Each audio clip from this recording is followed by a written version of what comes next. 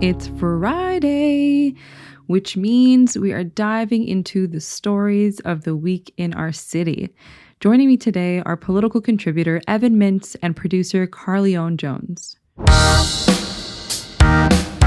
It's Friday, February 3rd, 2023. I'm Dina Kesbeh, and this is what Houston's talking about. Carly, Evan, are y'all ready to talk news today? Yes, we are. Absolutely. Awesome. All right, let's kick it off with Evan. Tell me what you think was the biggest story in Houston this week. I think the biggest story in Houston this week is Houston Landing, the new nonprofit news site that launched this week. Houston is a massive city and a massive region, and trying to cover all of that news, I think, as we know, it is like a land war in Asia. It's just too much ground to cover. Yes. You can't do it. Yes. And so I am very excited that now there's a new outlet out there, I guess like a local version of the Texas Tribune, to try to get into all of those corners of our region that simply, despite best efforts, journalists can't get to. Yeah. So do you have high hopes for Houston Landing? I very much do. I think that especially as it starts to go live, you're going to see journalists from across the country start to pay attention and want to come and work here. I think people get excited the idea of going somewhere where you don't necessarily have to worry about circulation. You don't have to worry about selling ads. You just worry about doing the news, and doing good journalism is the sort of thing that will get people to make donations. Yeah, I'm with you on that. That was something I read this week on Twitter. And I was like, oh, okay, hello. Let's see how this goes. Yeah. I'm excited. Carly, what about you? What's your biggest story this week? So my biggest story is that Harris County is moving forward with this plan to expand childcare. On Tuesday, the Commissioner's Court approved a $26.2 million program that's going to bring like 800 to 1,000 new seats for children. And this is really dope because it's for low-income families and they won't have to pay anything. Like it's free for the families and it's also high-quality care. It's super hard to find childcare here in Houston. So the fact that they are like pushing something like this is amazing. It was like unanimous in the decision making, and it's also going to increase some compensation for the childcare workers. So this is going to be funded under the American Rescue Plan, and they're basically just hoping to reduce the turnover of childcare here and improve the quality of care that we have. And so I'm really excited for the families that are going to get to experience this, since it's just so difficult and it's also so expensive to find places to take care of your child properly. Oh, absolutely. I have to say, I'm a little worried about all this because it's a one-time federal grant, one-time dollars from the federal government for this. How are we going to make it sustainable? And I really hope that like the good experience from this at a local level is the sort of thing we can send up to DC and say, hey, maybe we need some like permanent funding for childcare issues. And we need to make sure that people can afford to send their kids to childcare, or maybe get compensated just to stay at home and watch their kids, but something that recognizes this is a critical need all across the country that's increasingly unaffordable. Yeah, exactly. As a new mom myself, and we couldn't have planned this better, but my best friends and I all had babies within like weeks of apart, which is wild. Wow. And they were telling me how they were like really struggling to even just find like a nanny, because daycares, the waiting lists were just way too long. So I was like, okay, let's try to find, an at-home nanny just to come be at home with the baby. Even that you couldn't find. Like the shortage is real across the country. And like you said, Evan, like this is a one-time thing. And I'm hoping that if we do see success in this, that we see a change really at the higher level, because something has to give. It's really difficult to be a parent and try to work and try to do and juggle a million things, and then try to find not just good childcare but also safe, because of all the things that you're hearing happening at daycares is scary, like people hurting babies. It just terrifies me. So that was totally my biggest story too. I'm worried, but I'm also like excited to see this change. But I do hope that we see something broader, something that really helps parents across the board, because this is something that we're all struggling with. I agree. Hopefully it's something that sticks around once they see the improvement of it and how it really helps the Houstonians here. Yes. No, I agree. So, Evan, what do you think is a story that was overlooked this week? Now, the national headlines have been dominated, and appropriately so, by the killing of Tyree Nichols by law enforcement officers in Memphis. But something that's been missing, I think, in a lot of this conversation is the idea that these officers who were involved were part of a specialized unit that was supposed to tackle high crime areas, hotspot policing.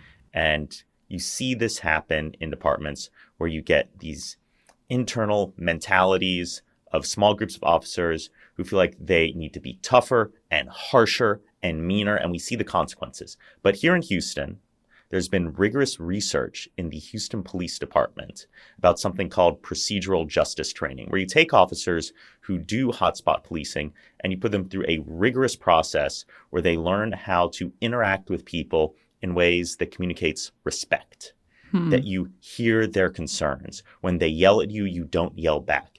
You de-escalate, you don't escalate, so that everything that you do communicates to the community that you are treating them with respect. And what we've seen in this research is that crime goes down, the number of arrests goes down, and trust in police, good feelings towards police go up. And it's a counterintuitive thing that you need to be not tougher in policing, but less tough, more empathic. And it works. And this is something that we have figured out here in the Houston Police Department. And we need to start spreading that gospel to other police departments so we do not see people killed by the folks who are supposed to protect and serve them. But there's another part to this story, too, that Texas is supposed to have oversight from the Texas Commission on Law Enforcement, TCOL. Well, they just went through their sunset review to make sure, are we actually regulating police in a proper way? And the takeaway is no. Like, TCOL is not at all up to stuff to be able to regulate officers. And one of the big problems they found is that Texas allows officers to be fired, go through dishonorable discharge, and then rehired in other law enforcement agencies. And if you just do a breakdown of the numbers, it is shocking to see officers who probably should not be working in any police department ever, just getting rehired. Like, one of these stats that stood out to me, this is from a report from Texas 2036, Harris County Constable Precinct 4 office, 17 officers who had been rehired after a dishonorable discharge. Wow. Is the second highest law enforcement agency anywhere in the state for those numbers. It is shocking. Like, these are people who make decisions of life and death every day. And if they cannot be trusted, they should not be allowed to be police officers. And the standard to have your license revoked is so high. You basically have to break the law. But if you're a lawyer, if you're a doctor, there are plenty of things you can do that you shouldn't do that can get your license revoked. Mostly has to do with undercutting public trust, that people put trust in you. And if that trust cannot be upheld, then you should not be able to do the job. How do university police officers fall into this? Do they, because like we saw the U of H student, the theater student who had the gun pulled on him, like, what kind of training are they receiving? Is there a way to get them that proper training if they don't get it? Oh, that is a really good question. Texas has more law enforcement agencies than any other state by far. Like, a massive number. And the ability to regulate them and make sure that standards are where they need to be is just difficult because you have agency after agency after agency, each one doing its own thing, each one having its own training procedures, each one having its own internal punishments and rewards in ways that TCOL is not big enough to regulate. And so when we ask, like, who are these officers who end up at these small agencies? What training do they have? Like, these are really good questions. These are critical questions. And it kind of gets at the bigger systemic vision of how does policing operate and how should it operate? And if we don't ask these questions and we don't really get to some solid answers, then you're going to have Tyree Nichols and George Floyd's and more deaths at the hands of police over and over and over again. And I don't think police want that to happen. I don't think anyone wants that to happen. We're going to have to start asking the tough questions about how we actually regulate police. Yeah, very true. Carly, what about you? What is your underrated story? So my most overlooked story is kind of an update from last week when I was telling y'all about the Texans head coach search. Well, they officially have a new hire, and it's neither one of the people that I was telling y'all about last week.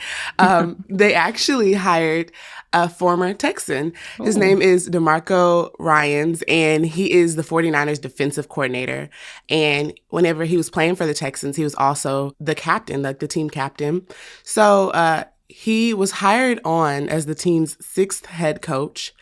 And the reason why he wasn't in the second round of like interviews originally was because his team was playing in the championship, so they couldn't technically have interviews with him during the time. Okay. So as soon as he got out, they just swiped him up, y'all. They swiped him up. Nice. Yeah. So, but a lot of people are calling this like a really special, I guess, reuniting like of the Like Texans what a with comeback. the former player, and Coming home. it's kind of a beautiful thing. Yeah. He spent 6 seasons with the Texans and started every game during their first playoff run in 2011. He's number 2 on the franchise career list for tackles with 636 tackles. But the thing is, his history with the Texans isn't like all sunshine and roses. Back in 2010, he tore his left Achilles tendon. Ooh. And yeah. Ouch. He was traded to the Eagles in 2012. And then in 2014, he sued the Texans because he tore his right tendon during a game on the Texans field, and it ended his career. Wow. So he felt that the uneven turf like basically caused a premature ending to his career. Wow. So this lawsuit that he did, it was running on until about 2021. So And they just hired him? yeah. When you see him? Yeah. It went to like state and federal courts, I got questions. but he's back, and I Okay. guess it's all, beautiful now. Oh, water under the bridge. It's fine. It's all water under the bridge. I guess, they're going to end up paying him anyway. So he's getting his money that he deserves. Well, But yeah. yeah, I mean, I hope this means that, the Texans will do well. This is hopefully a good thing. We'll see. Yeah. I think it's somebody that definitely will care about the team. Like JJ Watt tweeted out a picture of the two of them on Twitter, like right after it was announced. So I guess it just kind of shows that he was a really good person, good player, and, cares about everything. And I believe he's the 3rd Black coach in NFL currently. Ooh, That's I didn't even know that stat. That's amazing, actually. It's amazing. Yeah. Mm-hmm. So I guess get us we'll some see. wins. Hopefully. I hope. Not that I'm a football fan, but I mean, anything Texas, right? We got to root for them. Exactly. Oh, yeah. Do you hear that music? That means that this is an ad. It is an ad that is reaching some of the smartest, funniest, most exciting human beings in the city of Houston and its surrounding areas. And you know what? If your business had bought this ad, if your cause had bought this ad, then you would be reaching those people. Why don't you try buying ad space with us here at CityCast Houston? If you're interested, email us. We're at ads@citycast.fm.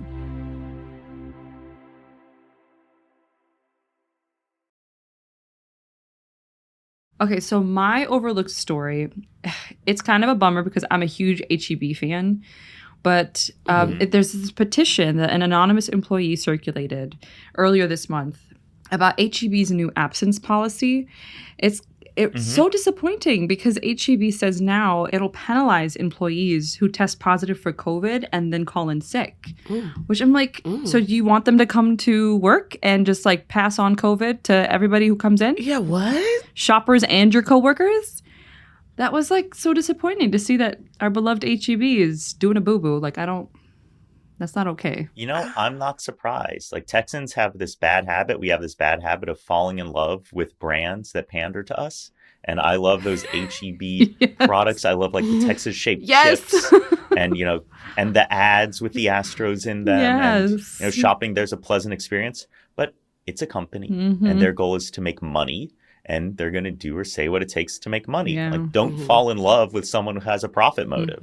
And I feel the same way about the Texas love for, say, Bluebell. Bluebell killed a bunch of Texans because they didn't catch listeria. They knew there was listeria in their ice cream. They didn't do anything about it. And a bunch of people died and even more got sick. Yeah. And today, to this day, people are like, oh, I love that Bluebell. It's like, why? It's like, don't you remember? Why? Like, there's other ice cream.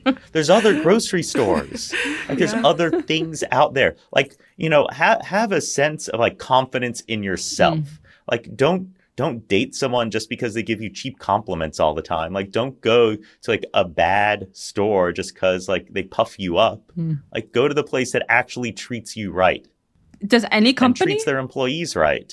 So there's not any company, I guess, that treats you right. Yeah, I was about to say they're all companies, so they all will probably treat you wrong. Kroger's has some unionized stores, you know, and when you have a union, you know, you don't beg, you negotiate.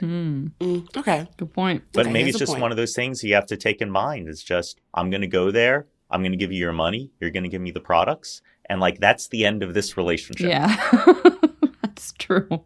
Doesn't need to turn into like a cult I have love. no love for I have no love for Exxon, but like if I need gas in my car, like fill her up, I guess. Yeah, right. Like, you don't have a choice. Yeah, it's like, I need to eat. Hello, HEB, here's $20. Give me dinner. You got to do what you got to do. But HEB compared to Kroger prices, like HEB tends to lean a bit cheaper, more affordable. So it's like you would want to keep going to HEB, but then when you see how they treat their employees, you're like, ugh, it's like this tug and pull. It's like, what do? You hurt them where it hurts, where they're, you know, you just boycott, hurt their pockets so that they treat their employees better? I don't know. I don't know, because there's a lot of people that work for HEB that love working for HEB because they do have a lot of things that they do for their employees that are very positive than other companies. So it's kind of like a give and take. Like, everything is not going to be perfect, you know? But this is a big deal, I feel, because it's like you're not just harming your coworker and your employees, you're harming like the public. Like, this goes beyond that. And for me personally, how I see it. But yeah. No, it's actually, you have elderly people going in there. Yeah. COVID is not the thing to be spreading to people and penalizing people for. No, definitely not okay at all. Yeah. Maybe something will come of this petition that's out there. Okay, now we need some joy. Brighten everybody's day to day. Evan, what is making you happy? You know what makes me happy? You know what like makes my heart grow 3 sizes? Headlines about pension reform. Yes. This week, the Houston Chronicle had a story about Houston's pension reform from 2015, which was huge news, incredibly controversial. The city was on an unsustainable path. So Mayor Turner got elected on a promise of reforming the system so that we would bend the cost curve. We take away some of the aspects of pensions and that were really driving growth. Sat down with the police union and the municipal union and the firefighter union, got together a plan, went to the legislature, sold it there, they passed it, and it has worked. That's crazy. And, you know, people were cynical about it, or people were skeptical of this plan because it still kept pensions in place. It didn't switch to 100% a 401k style plan where you get defined contributions, not defined benefits. But it just looking back on that, it's a reminder that like when people sit down and negotiate, like you can get good deals out of it, and that you don't have to go all the way. You don't have to throw out something just because it's broken. You can fix it. And it's just, I'm always heartened when we see government working, when we see things are broken that get repaired, and when we see like good follow-up stories too in the news. Like, hey, remember that thing that dominated headlines like, 8 years ago? Like, what's going on with that? Like, did it work? Did it not work? Like, what went on there? It's like, well, it all worked. Wow. So that made me very happy. I'm constantly worried about our city, whether we're growing, whether the budgets are sustainable, whether we're building a place where people are going to be able to live in 50 years. And seeing things like this, they make my heart grow larger. Aww. You also had some solid life advice. Like, if something doesn't work, try to fix it. Don't just throw it away. Oh, yeah. That is a piece of advice to walk away with. I love that. Oh, yeah. Carly, what about you? What's bringing you joy? Mine is a little bit more personal. Okay. My little brother, whose birthday was actually this past Wednesday, he turned 17. Happy birthday. Crying in the club, y'all. I'm sad. Can't believe it. That's my little baby. So he also got 2 college offers to play football. And when I tell you, me and my family were excited. We're so excited. They're both D1 colleges, UTSA and Sam Houston. He's a D lineman. And so like he's a junior right now. So the college offer is starting to roll in. It's just like super excited. I'm so happy to like see him get excited about everything, jumping around the house and, like, so that brought a lot of joy to me and my family's heart this week. So that's mine. That is such a beautiful thing. Of course, that would bring all of us joy, just seeing that. Yeah. I love that. That's so nice. Well, first of all, happy birthday to your brother and congrats to all y'all. Congrats all around. Thanks. Congrats. Thank you. That's awesome. Let us know where he ends up, what he chooses. Oh, yeah. I'll keep y'all updated. Yes. Keep us updated. So my moment of joy, of course, Beyonce dropped yesterday her tour dates, and she's coming to Houston, y'all. September 23rd. The Queen is coming back to her city. I mean, tickets... It's always like a crazy, wild thing trying to buy tickets. We all know the whole Taylor fiasco, what happened with that. I'm hoping there's no repeats with Beyonce. Beyonce's a queen. This is her city. She's giving back to us. And I'm just so excited. I say get your tickets as soon as possible. It's at NRG. I'm so excited to see her. The world like stopped on like Wednesday when she dropped this announcement that she was doing this world tour. Oh my God. I saw it all over Instagram, all over Twitter. People were like, how do you mute the word Beyonce? I know. That's what I saw because it was just exploding everywhere. Like, she just brings so much excitement, especially to the city of Houston. So I'm excited to see the show and everything. I don't want to fight for these tickets, though. That's why I'm kind of like, it's crazy. Also, like 73,000 as the potential capacity. What the? If it's in NRG, I imagine you should be able to get a ticket. I mean, maybe not, but it's so big, so many seats. Yeah.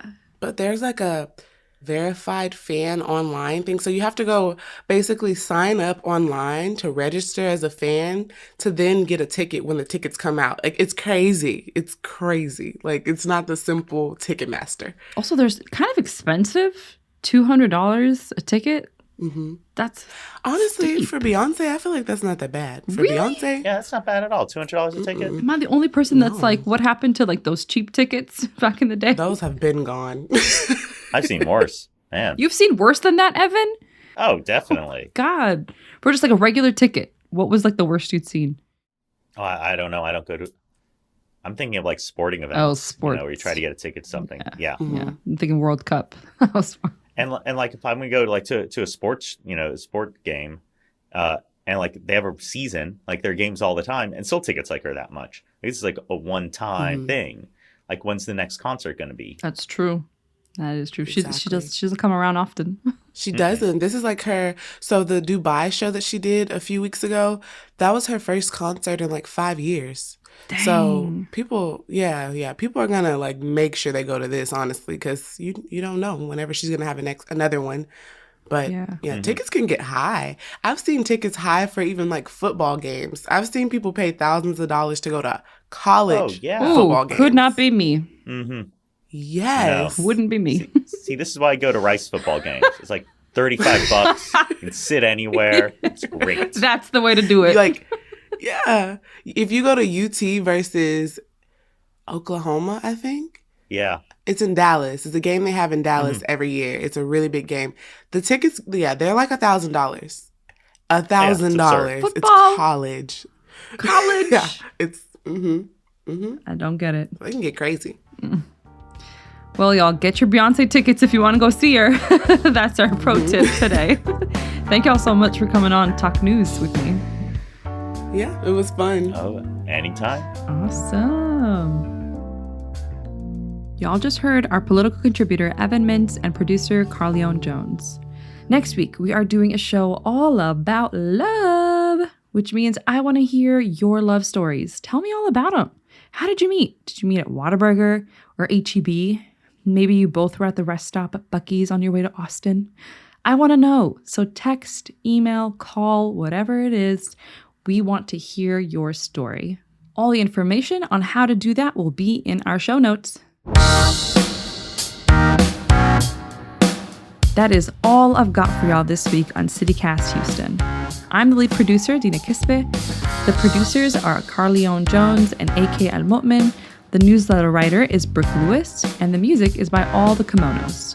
If you love our show, then why don't you tell a friend, especially that friend you're texting all day? Send them an episode. I guarantee you they will love it. Till next week, bye!